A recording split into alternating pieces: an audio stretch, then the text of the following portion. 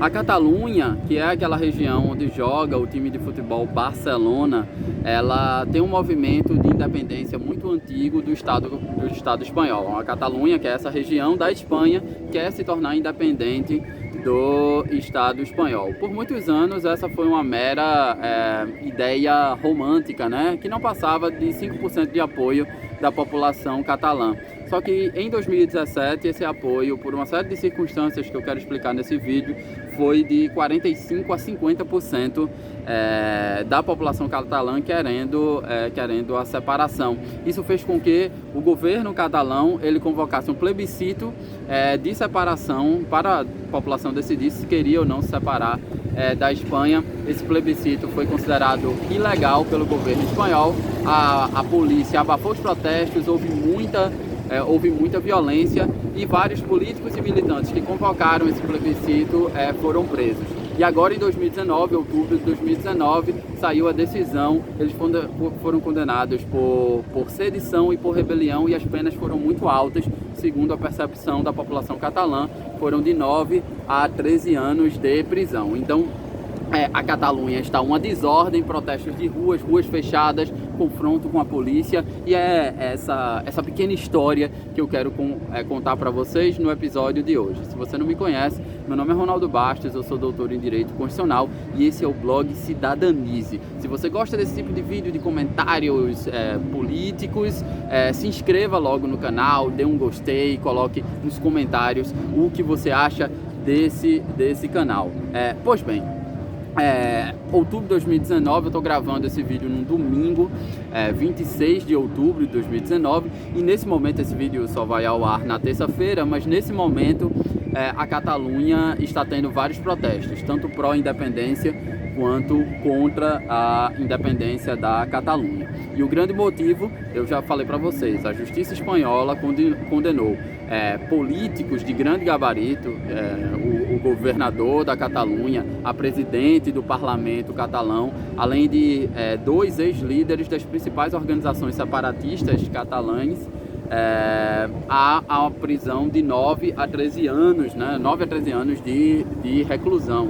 E a população está se manifestando contra essa decisão, que julgaram que, primeiro, é uma decisão meramente política, proveniente da justiça espanhola, e foi uma decisão muito alta, segundo a compreensão deles. Então, essa história envolve uma história de um longo conflito político entre regiões que querem ser autônomas, como a região da Catalunha, como existe também o País Basco, também quer ser autônomo, e um certo autoritarismo do governo espanhol, que é respaldado pela Constituição, que de fato não permite a independência dessas regiões, e a gente vai ver por quê, né? Para isso a gente precisa falar primeiramente da configuração política do Estado espanhol. Diferentemente do Brasil, dos Estados Unidos, em que há uma federação, né? Tanto é que o nome oficial do Brasil é República Federativa do Brasil. A gente tem uma federação, um regime federativo, um Estado federal. A Espanha tem um Estado que se considera que é um Estado unitário, onde há um governo central e há uma série de regiões que têm certa autonomia, mas essas regiões, essa divisão da Espanha é uma divisão meramente administrativa, não é uma divisão política como temos no Brasil. É uma divisão administrativa onde essas regiões têm alguma autonomia, mas é o governo central que estabelece a estrutura política da Espanha de um modo geral, né? De um modo geral. E essas estruturas, essas regiões têm uma autonomia administrativa, mas não autonomia política, né? Na Espanha existem 17 regiões, né? E o documento principal dessas regiões é chamado de Estatuto, né? A lei maior dessa região é o Estatuto. A gente vai ver que isso é importante para a gente entender essa história, né? E dentre as 17 regiões, a Catalunha é a região mais rica da Espanha. Ela é responsável por 20% do PIB espanhol. Para vocês terem uma ideia, Madrid, que é a capital, é responsável por um pouco mais de 19% do PIB espanhol. A Catalunha é uma região mais rica e é a Catalunha que, por uma série de razões culturais, ela demanda se separar da Espanha. Ela tem esse ideal separatista. Primeiro, por uma razão de união linguística, união histórica do povo catalão. Foi por causa dessa união e por causa dessa identidade do povo catalão que a Catalunha ela foi muito massacrada pela ditadura de Franco, né? A ditadura militar espanhola, onde se proibiu de se falar catalão, de se entoar a bandeira da Catalunha. Então é algo que demanda muito tempo. Quem for a Barcelona, eu sugiro que visite o Museu de História da Catalunha, que é muito interessante e mostra como é antigo esse ideal catalão. E mais do que isso, do ponto de vista financeiro, a Catalunha se ressente que, como ela é a região mais rica da Espanha, ela diz que ela contribui muito para o Estado espanhol e recebe pouco de volta, né? Contribui financeiramente.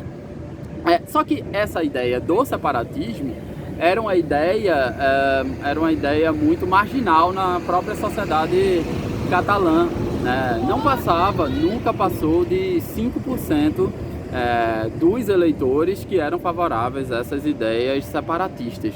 Só que recentemente, e aí eu não vou voltar muito na história, eu me remito a 2010, em que a região da Catalunha ela teve um episódio que esse movimento separatista, que era de poucos cidadãos, né, era um movimento isolado, começou a ser um movimento de massa. Por que 2010? Como eu disse para vocês, essas regiões autônomas, a lei principal dessa região autônoma, a lei maior, é o Estatuto, que seria equivalente às constituições estaduais dos estados brasileiros, né? O Estatuto é a lei maior dessa região e era um estatuto muito antigo, era um estatuto de 1979, né? A Constituição Espanhola é de 78 e os estatutos das províncias, das regiões autônomas são de 79. E aí esse estatuto, houve uma demanda por atualização desse estatuto. Dentre várias coisas que os catalães puseram nesse estatuto, duas se destacam. O catalão como língua oficial da Catalunha, e não o castelhano, o espanhol, e a ideia da Catalunha como uma nação, né? Eu ainda vou gravar um vídeo explicando a diferença entre nação e povo, nação e estado, mas a nação diz respeito a um conjunto de pessoas que têm uma identidade comum, uma história comum, uma língua comum, costumes comuns. Então não haveria muita consequência política prática colocar que a Catalunha seria uma nação. Eu considero que a Catalunha realmente é uma nação, como os ciganos são uma nação, como os judeus são uma nação. Só que a Suprema Corte espanhola considerou esses dispositivos, o catalão como língua oficial e a Catalunha como uma nação, como inconstitucionais, de modo que o novo Estatuto de 2010 ficou com a cara do Estatuto de 1979, que os catalães não gostavam, né, desse estatuto. Então a consequência foi que os catalães saíram às ruas em protesto contra esse estatuto, e não saiu à rua um grupinho, foi 1 milhão de pessoas para as ruas, contrária à Suprema Corte Espanhola, que fica em Madrid, né, e na visão dos catalães representa os interesses de Madrid. Nos anos seguintes, o que aconteceu? Vários escândalos de corrupção do governo central espanhol, né? O que remeteu na população a ideia de que nós catalães que trabalhamos, somos a região mais rica da Catalunha, mais contribuímos para o Estado espanhol, esse dinheiro está indo para o ralo, tá indo para o ralo da corrupção, e é por isso que esse dinheiro não volta em forma de benefícios sociais para os catalães, ou seja, então esse movimento começou a ficar mais forte de indignação em razão do governo central. E em 2014, estou dando um salto, mas em 2014, o que era uma pretensão inexpressiva do separatismo catalão chegou ao score de 45%. 45% da população passou a defender a independência da Catalunha. Lembre que em 2014 a gente já tem reflexos muito grandes da crise econômica que começa lá nos Estados Unidos em 2008. O que é que o governo catalão faz? O governo catalão ele solicita ao governo espanhol a realização de um referendo para definir se a Catalunha poderia ser uma região independente, ser um país, né, ser um estado e se separar do estado espanhol. O governo central nega essa solicitação com base numa matriz constitucional que, na minha concepção, eles estão corretos, né? Diz o artigo 2º da Constituição o seguinte: a Constituição se fundamenta na unidade indissolúvel da nação espanhola, pátria comum e indivisível de todos os espanhóis. Essa unidade indissolúvel, assim como no sistema federal, é a que não permite que um estado, ou uma província, ou uma região se torne independente do Estado geral, né, do Estado espanhol, nesse caso. É como eu falo nas minhas aulas de Direito Constitucional. Por mais que os gaúchos queiram se separar do Brasil, no Brasil também tem uma disposição semelhante. O artigo 1º da nossa Constituição vai dizer o seguinte: a República Federativa do Brasil, formada pela união indissolúvel entre estados e municípios e o Distrito Federal, constitui-se em Estado democrático de direito. Então, essa união indissolúvel é a impossibilidade dos estados, das províncias, se separarem da União, né? No sistema federal, a gente chama isso de impossibilidade do direito de secessão. E isso ocorre também no Estado unitário. Então, do ponto de vista exclusivamente jurídico, eu creio que o Estado espanhol, o governo espanhol está certo. Mas os catalães não se contentaram com isso e começou a vir um movimento nas ruas que foi apelidado de direito a decidir, né? O direito de decidir, né? É o povo catalão que tem que dizer se tem interesse ainda de continuar com a Espanha ou não, segundo a compreensão deles. E aí, em 2014, foi convocada uma consulta não vinculante, né? Uma consulta só opinativa para saber o que o povo catalão achava dessas questões. 42% compareceram a essa consulta, o que para um voto voluntário é algo relevantíssimo, e 90% aprovaram a separação da Catalunha em relação ao governo espanhol. O governo espanhol se manifestou politicamente, né, dizendo que isso era impossível do ponto de vista constitucional, porque a Catalunha pertence à Espanha e mais. Se houvesse de ter um plebiscito, que era ilegal, era inconstitucional, na compreensão do governo espanhol e na minha compreensão também, esse plebiscito deveria envolver todo o Estado espanhol e não apenas a região que quer se separar, né? E aí as animosidades foram aumentando. Em 2017 foi um ano que a crise econômica chegou forte na Espanha. Então o desejo independentista da Catalunha, sustentando as regiões menos prósperas da Espanha e não tendo o respaldo do governo espanhol para seus interesses. Lembre do Estatuto de 2010, que uma coisa simples o governo espanhol não concedeu, principalmente o Rajoy, né, que era o primeiro-ministro espanhol, que era muito contrário à Catalunha. E aí os líderes catalães, juntamente com organizações da sociedade civil, convocam um plebiscito para decidir agora não mais um plebiscito não vinculante, um plebiscito vinculante, um plebiscito obrigatório. O governo espanhol responde a esse ato considerado contrário à Constituição, e era de fato contrário à Constituição, e diz que vai aplicar o artigo 155 da Constituição. O que é que diz o artigo 155 da Constituição espanhola?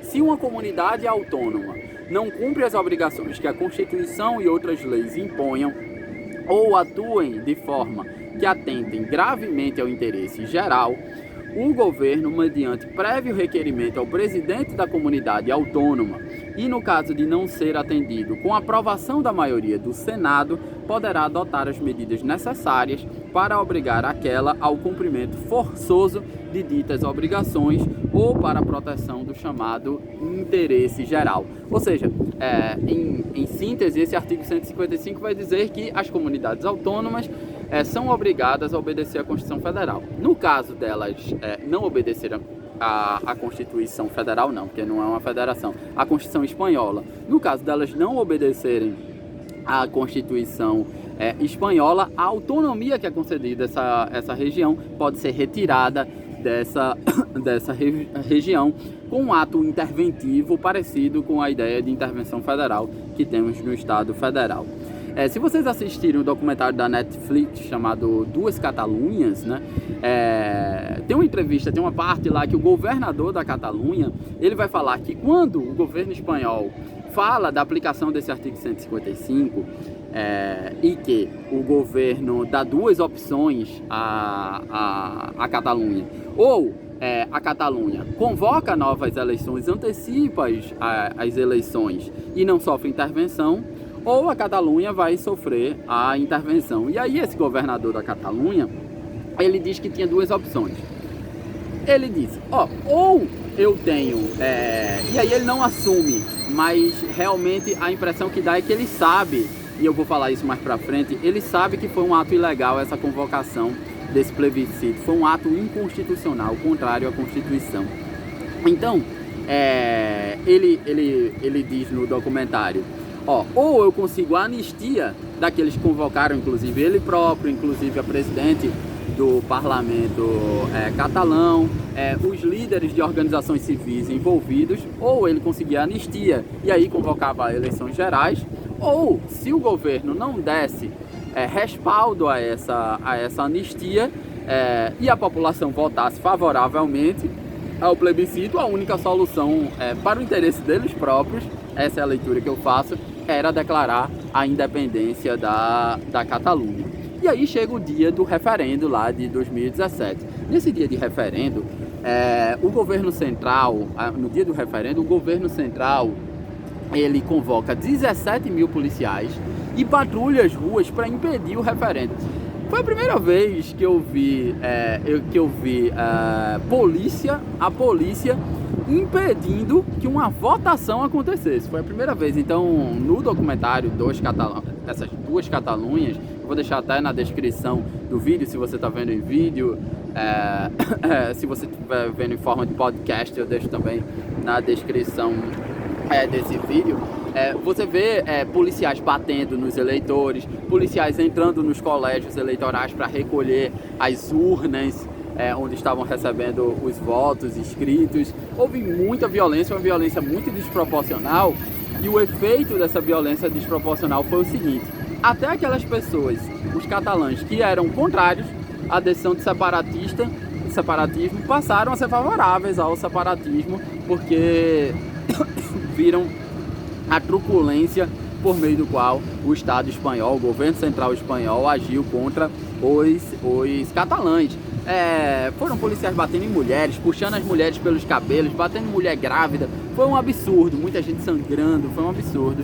E o governo central espanhol nem pediu desculpas em relação a essas questões. Aí o que acontece? O parlamento catalão, ele se reúne, e o parlamento catalão tinha maioria separatista. Se reúne para decidir, como foi impedido a votação, se reúne para decidir se haveria separação ou não. A oposição, sabendo que iria perder, ela se retira do parlamento como forma, na minha compreensão, na minha leitura, de deslegitimar o movimento. E foi aprovada a independência. Foi aprovada com 70 votos a favor, 10 votos contra e 2 votos nulos. Isso aqui eu peguei no documentário As Duas Catalunhas, né? E Carme Forcadell, que é a presidente do parlamento, ela pronunciou o resultado. Diz ela: em virtude do que acaba de se expor, constituímos a República Catalã como Estado independente e soberano de direito democrático e social. Isso era uma sexta-feira.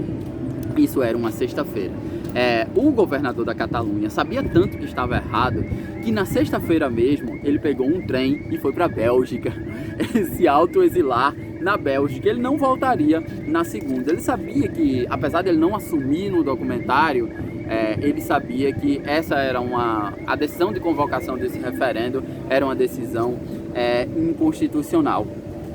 E aí, o que é que o governo central faz? O governo central aplica o artigo 155 da Constituição e solicita ao Senado que uma intervenção na autonomia catalã, e o Senado, por maioria, aprova essa intervenção.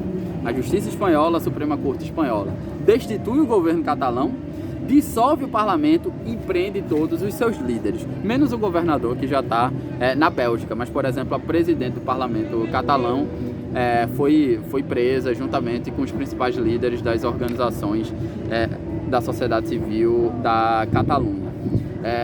E 2019, isso foi em 2017, 2019, 2 anos depois, sai a decisão da Justiça Espanhola, e a decisão da Justiça Espanhola é muito dura com esses líderes, condena os líderes por sedição e rebelião e dá, segundo a compreensão da população catalã, dá penas muito altas, condena penas de prisão muito altas esses líderes, penas que vão de 9 a 13 anos de prisão. E é essa a razão dos protestos na Catalunha.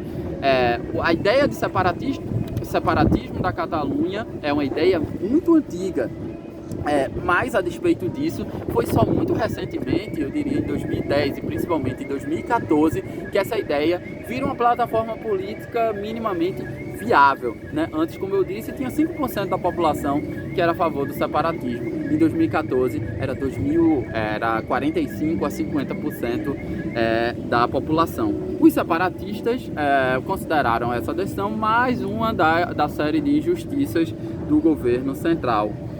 E outros consideram que o governo catalão errou ao convocar o plebiscito, mas as penas foram muito altas e essa decisão, essa disputa teria que se dar no plano político. Por exemplo, o governo central discutiu uma possibilidade de uma reforma constitucional para permitir a independência, caso queiram, do País Basco e da Catalunha, ou sair de um governo unitário, de um estado unitário, para um governo federal, onde as províncias têm muito mais autonomia do que em um governo tributário, unitário. Então é isso, pessoal.